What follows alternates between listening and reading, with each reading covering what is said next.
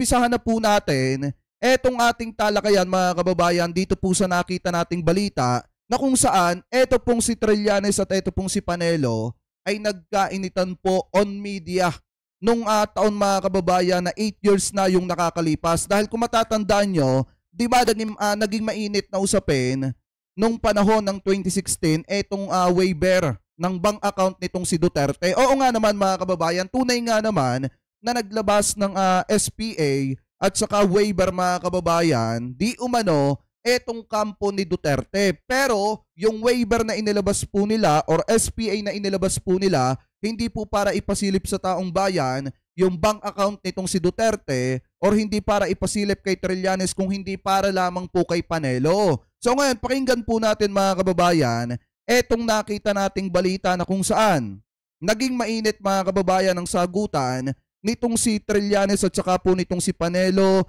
noong 2016 mga kababayan sa isang radio interview. Ano po, so ngayon pakinggan po natin na itong balita na nakita natin sa News 5 Everywhere, ikinay-credit po natin sa kanila yan. I-play na po natin. Nagkainitan sina Senador Antonio Trillanes at ang abogado ni Davao Mayor Rodrigo Duterte na si Attorney Salvador Panelo sa programang Punto Asintado ng Radyo 5 kanina. Iginiit ni Panelo na bukod sa Special Power of Attorney ay may pinirmahan pang waiver form mula sa bangko ang alkalde. Pero ayon sa Senador, para lang sa abogado ni Duterte ang waiver. Narito po ang aming report. Diba ang sinasabi ng mga DDSet mga kababayan, matagal na usapin na daw po ito kasi nung panahon daw po na nangangandidato, nangangampanya etong si Duterte, naglabas na daw po ito ng waiver. At pumirma pa nga po ito mga kababayan ng SPA. Bukod sa SPA, may pinirmahan na waiver etong si Duterte. So ngayon mga kababayan, tunay nga naman yan. Kaso hindi para ipasilip sa taong bayan yung nilalaman ng kanyang bank account. Kung hindi para ipasilip lamang kay Panelo. Mga kababayan, ano po? So ngayon ipagpatuloy pa natin. Magandang umaga po at magkasabay na sumalang kanina sa programa ang Punto Asintado sa Radyo 5 sina Senador Antonio Trillanes at si Attorney Salvador Panelo na abogado ni Davao Mayor Rodrigo Duterte. Giit ni Panelo kasing bigat na rin ng waiver ng Special Power of Attorney o SPA na ibinigay sa kanya ng alkalde. Nakasaad sa SPA ang hiling nila sa BPI Julia Vargas Branch na ilantad ang current balance sa sinasabing account ni Duterte. Eto kasi mga kababayan ng problema dito, ang ipinalalantad lang kasi nila yung current balance. Yun lamang yung ipinapakita nila or yun yung hinihiling nila mga kababayan. Hindi yung hinihingi ni Trillanes pamula 2006. Nagkamali ako nung isang araw. Kasi nung isang araw, di ba ang sabi ko sa inyo, ang hinihingi nitong si Trillanes pamula 2014 hanggang 2016 mga kababayan. Pero ang hinihingi pala ni former Senator Trillanes na record mga kababayan is pamula 2006 hanggang 2016 nung mga panahon na yan. Kaso nga lang, ang problema kasi dito, ang hiniling lamang po dun sa SPA nitong si Duterte at yung sinasabi nila mga kababayan na bank waiver, yung current balance lamang, hindi yung pumapasok na pera at yung lumalabas na pera. Mga kababayan, sa madalit salita, ang gusto nilang ipakita dito yung current balance lamang, hindi yung mismong bank statement na kung saan kita ng taong bayan yung pumapasok na pera at lumalabas. Ano po ngayon, ipagpatuloy pa natin. Humihingi rin sila ng certification na nagsasabing hindi kailanman nagkaroon ng deposito na aabot sa 211 million pesos. Gaya yan, pinaliwanag ko na sa inyo na po. Eto, pakinggan nyo ha yung mainit na sagutan nitong si Trillanes at saka po nitong si Panelo mga kababayan noong 2016. Kasi ito po ay ipinaw sa itong bidyong ito May 3, 2016 mga kababayan. So ngayon ipagpatuloy pa natin. Yung SPA, mabigat nga yun eh. Ang inihingi niya lang yata 2014. Yung SPA, inilalagay sa day 1. Kung ano ang nakalagay sa record, ano ang mga deposit withdrawal, hinihingi ni Mayor Duterte na mag-certify sila ng walang 211 million peso na deposit, whether singly, collectively, or cumulatively.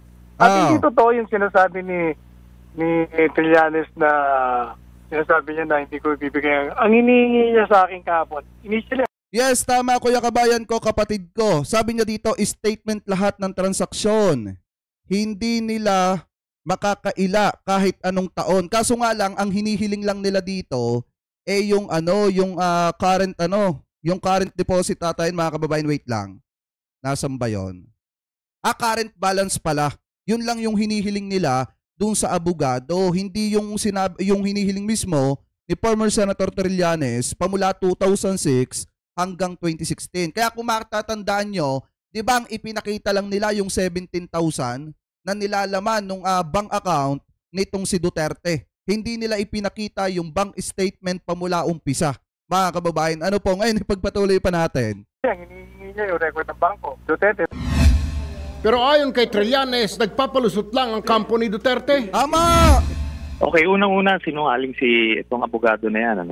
Ang hinihingi ko hindi lang 2014, 2006 hanggang 2015. Oh. Na ang allegation ko, 1.7 billion pesos ang pumasok dyan sa branch na yan. Ang ni-request lang niya, yung SPA niya, alam mo, ginagawa pa akong tangan itong abogadong ito eh. Hindi parehas ang SPA at waiver. Just to tell you, Mr. Panelo, ang SPA, it only authorizes you to transact in behalf of your client. Tama mga kababayan. Kasi yun naman talaga ang silbi ng SPA na pinapahintulutan itong si Panelo na mabuksan yung bank account itong si Duterte at masilip, mga kababayan, kung ano yung mga nilalaman ng bank account itong si Duterte. Yun po, mga kababayan, ang silbi ng SPA na daladala nitong si Panelo. Kaya nga kung matatandaan nyo, kahit may ipinapakita silang SPA, mga kababayan, kahit may ipinipresenta etong si Panelo na SPA nung nagkahamunan sila ni Trillanes, hindi pa rin po masisilip ni Trillanes yung nilalaman ng bank account nitong si Duterte. Kasi nga, mga kababayan, yung SPA ay para lamang po kay Panelo na binibigyan ng authorization etong si Panelo na masilip yung bank account nitong si Duterte. Ano po ngayon, ipagpatuloy pa natin. Which case si Duterte. Pero paglilinaw ni Panelo, bukod sa SPA ay meron pa silang inihaing waiver form na pirmado raw ng alkalde. Yung pinirmahan ni Mayor Duterte na BPI form ito galing sa BPI na pinirma niya. Nakalagay dito, I hereby authorize the bank to disclose whatever information relative to my deposit account by virtue of this certification issued upon my request. I hereby waive my rights under the bank secrecy law and thus other applicable law, and I hereby further release the bank, its directors, its officers, employees, or agents from whatever liability that may arise from such disclosure. Signed, Rodrigo Duterte. Dito na mas nagkainitan ng dalawa. Alam nyo ho, yung sinasabi niya, nakalagay yun doon. Pero sa kanya binigay yung waiver. Tama! Sa kanya as a lawyer. Kaya ano sinasabi ko, bibigay mo ba sa akin? Hindi, doon ako na-report sa kliyente. Nakita. Ayun, mga kababayan, yung waiver, di ba may sinasabi si Panelo na bukod daw po do sa SPA, ay pumirma daw ng waiver etong si Duterte. Kaso nga lang kasi, mga kababayan, ang problema, yung sinasabi nilang waiver, ito yung sinasabi din ng mga DDShit ngayon na matagal na naman yung issue ng bank account ni Digong na yan. Yan ay tapos na kasi nag-sign na dati ng waiver etong si Duterte. Kaso, mga kababayan, yung waiver kasi na tinutukoy nila, eto kaya natin binabalikan na itong balitang ito para maliwanag. Kasi naitapik natin to nung nakaraan. Ano po, na kung saan, mga kababayan, sinasabi ng mga DDShit na tapos na yan, matagal na yan. Nakasign na ng waiver etong si Duterte. Kaso nga lang ang problema kasi, mga kababayan, dito, yung waiver na tinutukoy nila hindi para sa lahat. Ano po, hindi pwedeng makita ni Trillanes, yung waiver hindi para kay Trillanes, hindi para sa taong bayan, para lamang po kay Panelo. Kasi si Panelo ang abogado ni Duterte noong mga panahon na yan. Mga kababayan, ano po ngayon, ipagpatuloy pa natin. Saan yung diferensya? Hindi yung kung it may concern na waiver na ito, bigay sa akin. Hindi, tumahimik ka muna, attorney. You shut up there for a while.